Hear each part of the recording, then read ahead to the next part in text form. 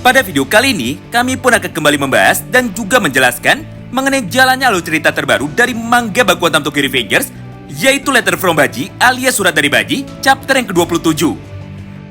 Di mana secara garis besar, semua isi cerita dari chapter terbaru bulan ini adalah mengenai kisah pertarungan dari beberapa anggota Toman Divisi pertama, yaitu Chifui Matsuno, Ryusei Sato, dan juga Issei Kojiro, ketika mereka sedang bertarung melawan para kapten dari geng Yotsuda Kaidan yang kebetulan pada saat itu sedang datang untuk menyerang mereka semua.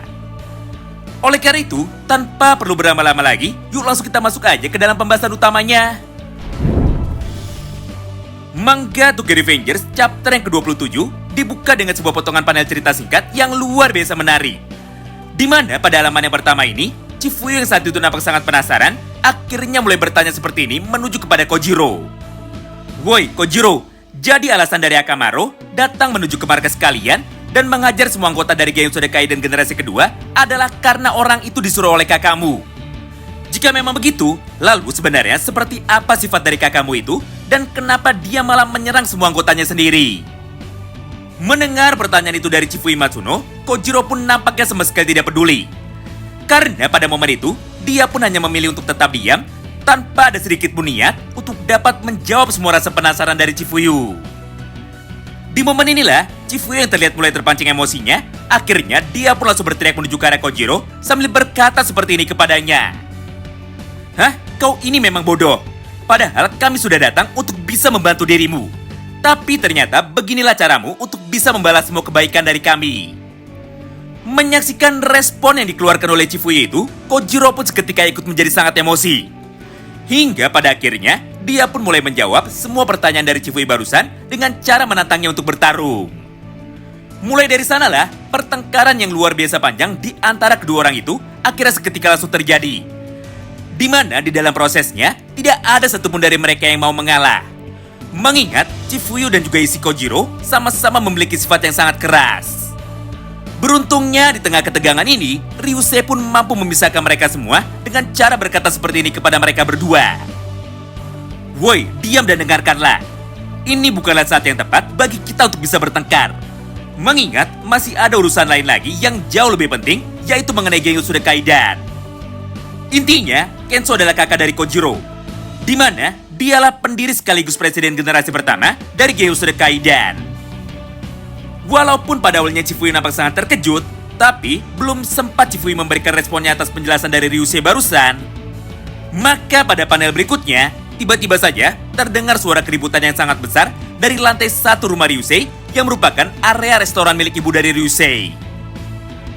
Nah, karena saat ini mereka bertiga nampak sangat penasaran, akhirnya tanpa pikir panjang, mereka pun segera memutuskan untuk bisa turun ke lantai 1 demi dapat memastikan dari manakah sumber suara keributan itu dan apakah yang saat ini sebenarnya sedang terjadi.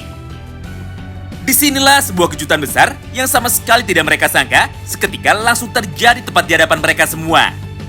Mengingat pada halaman ini, sebagian besar tamu yang datang untuk makan dan juga minum di dalam restoran milik Ryusei, nampak semuanya sudah terluka cukup parah akibat terkena pecahan beling dan juga dihajar secara brutal oleh dua orang misterius yang datang menggunakan seragam generasi pertama dari geng Yotsuda Kaidan. Tidak hanya itu, karena di saat yang bersamaan ini, salah satu di antara dua orang itu akhirnya langsung berkata dengan sangat lantang. "Haha, baguslah. Akhirnya Kojiro saat ini keluar juga. Dengan begini, maka prediksiku mengenai kemana Kojiro akan pergi sekarang menjadi kenyataan. Oleh karena itu, kau pun harus segera berterima kasih kepadaku. Karena berkat tebakanku barusan, maka sekarang pekerjaan kita menjadi jauh lebih mudah." Sementara itu, respon yang sangatlah berbanding terbalik justru saat ini malah terlihat dari sudut pandang Chifuyu. Di mana pada halaman itu, Chifuyu nampak sangat kesal dan juga nampak sangat terkejut, akhirnya mulai bertanya kepada mereka berdua. "Hah? Apa kalian berdua sudah gila? Kenapa kalian nekat datang untuk dapat menyerang kami di rumah atau di tempat yang sangat netral? Padahal seharusnya kita tidak boleh melakukan pertarungan di tempat umum seperti ini. Apalagi sampai melibatkan banyak orang yang merupakan para warga biasa." Mendengar pertanyaan itu dari Chifuyu Matsuno, satu persatu dari anggota geng Yotsuda Kaidan ini akhirnya langsung memperkenalkan dirinya dengan cara berkata seperti ini kepada Chifuyu. "Dengar, kami berdua adalah anggota dari geng Yotsuda Kaidan generasi pertama yang terbaru. Di mana aku adalah kapten dari divisi tempur geng Yotsuda Kaidan yang disebut dengan Yellow Dragonfly yaitu Ayumu Tobishima. Sedangkan temanku adalah kapten dari divisi pertahanan Gengosude Kaidan yang disebut dengan pinus biru, yaitu Soichiro Matsuno. Nah, karena sekarang kalian semua sudah mengenal kami, maka kami pun akan bertindak dengan cepat sebelum pihak kepolisian datang menuju ke tempat ini. Jadi sebaiknya kalian serahkan saja Kojiro kepada kami. Karena kakak kandung dari Kojiro, alias Issei Kenso, saat ini sedang mencari keberadaan dari adiknya tersebut. Mendengar semua ucapan dari Ayumu Tobishima itu, Kojiro pun tentu saja tidak bisa tinggal diam. Karena jika hal ini terus dibiarkan, maka secara otomatis restoran milik ibu dari Ryusei tentu saja akan menjadi semakin hancur dan juga menjadi semakin berantakan. Oleh karena itu, supaya dapat memancing Tobishima dan juga Soichiro untuk dapat mengejarnya keluar, maka di saat yang bersamaan itu, Kojiro pun tanpa pikir panjang, akhirnya seketika langsung melemparkan satu buah botol minuman keras yang ada di dekatnya menuju ke arah dari Tobishima. Lalu dengan cepat, Kojiro pun segera berlari menuju ke arah luar ruangan tersebut dengan melalui pintu yang ada di depannya. Menyaksikan semua hal itu di depan matanya, Tobishima pun tentu saja menjadi sangat emosi. Sampai pada akhirnya, rencana dari Kojiro untuk dapat memancing mereka berdua keluar akhir-akhir berhasil dilaksanakan. Mengingat saat ini kedua orang anggota dari Gengosude Kaidan itu akhirnya langsung berlari menuju ke arah luar restoran itu sambil membawa satu buah botol minuman kaca untuk membalas serangan dadakan dari Kojiro barusan.